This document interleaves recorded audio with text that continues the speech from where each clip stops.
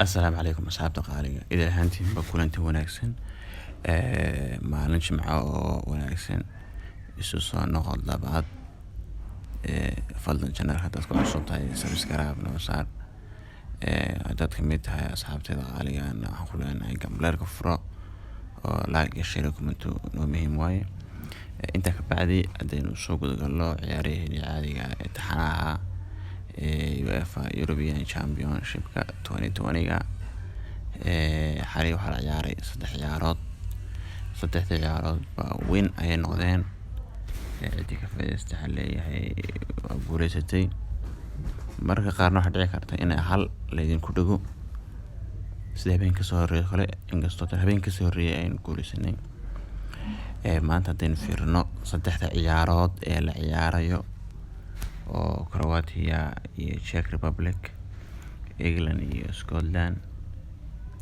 Sweden iyo Slovakia. Sweden iyo Slovakia waa laba ciyaarood oo la turkiyo adag oo inay darow noqoto laga yaabo, laakiin Sweden ayaa ciyaartan badinaysa macquul in ay barbareysana, laakiin badis aan isleeyahay ciyaartan Czech iyo Croatia badinaysa, England iyo Scotland England ayaa badinaysa. Haddii aynu Copa America fiirno bal raacino, Chile ayaa maanta ciyaareysay oo taas Chile 18 bisha waa maanta. Chile waxay ciyaaraysaa 19 bisha oo beritola ah. Chile iyo Bolivia Chile ayaa badinaysa, Hungary iyo Uruguay Argentina iyo Uruguay Argentina iyo Uruguay ninkii Suarez ninkii Messi ayaa meeshan ku xirfadamaya.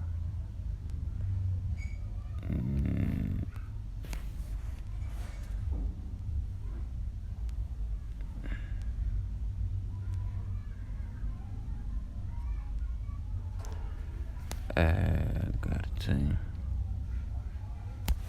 marka hadeen lacagta fiirino qof hadduu maanta oo kale jimcaha $10 u gashto meequu faa'iideeya $59.43 waaye. $5 haddii ingili ka war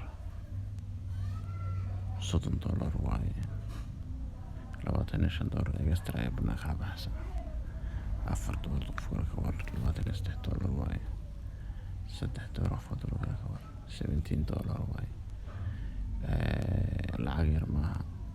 sad la fiiriyo xalaal ku dar laba waaye marba.